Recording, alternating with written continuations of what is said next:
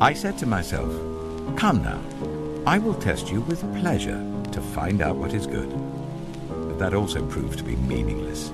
Laughter, I said, is madness, and what does pleasure accomplish? I tried cheering myself with wine and embracing folly, my mind still guiding me with wisdom. I wanted to see what was good for people to do under the heavens during the few days of their lives. I undertook great projects. I built houses for myself and planted vineyards. I made gardens and parks and planted all kinds of fruit trees in them. I made reservoirs to water groves of flourishing trees. I bought male and female slaves and had other slaves who were born in my house. I also owned more herds and flocks than anyone in Jerusalem before me. I amassed silver and gold for myself and the treasure of kings and provinces. I acquired male and female singers and a harem as well, the delights of a man's heart. I became greater by far than anyone in Jerusalem before me. In all this, my wisdom stayed with me. I denied myself nothing my eyes desired. I refused my heart no pleasure. My heart took delight in all my labor, and this was the reward for all my toil.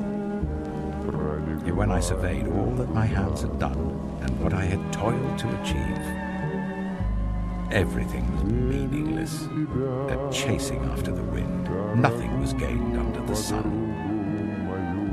Then I turned my thoughts to consider wisdom, and also madness and folly. What more can the king's successor do than what has already been done? I saw that wisdom is better than folly, just as light is better than darkness. The wise have eyes in their heads, while the fool walks in the darkness. But I came to realize that the same fate overtakes them both. Then I said to myself, the fate of the fool will overtake me also. What then do I gain by being wise? I said to myself, this too is meaningless.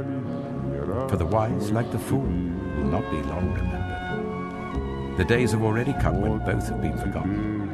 Like the fool, the wise too must die. So I hated life, because the work that is done under the sun was grievous to me. All of it is meaningless, a chasing after the wind. I hated all the things I had toiled for under the sun, because I must leave them to the one who comes after me. And who knows whether that person will be wise or foolish? Yet they will have control over all the fruit of my toil, into which I have poured my effort and skill under the sun. This too is meaningless. So my heart began to despair over all my toilsome labor under the sun. For a person may labor with wisdom, knowledge, and skill, and then they must leave all they own to another who has not toiled for it. This too is meaningless and a great misfortune. What do people get for all the toil and anxious striving with which they labor under the sun? All their days, their work is grief and pain. Even at night, their minds do not rest. This too is meaningless. A person can do nothing better than to eat and drink and find satisfaction in their own toil. This too, I see, is from the hand of God, for without him, who can eat or find enjoyment? To the person who pleases him, God gives wisdom, knowledge, and happiness, but to the sinner, he gives the task of gathering and storing up wealth to hand it over to the one who pleases God. This too is meaningless, a chasing after the wind.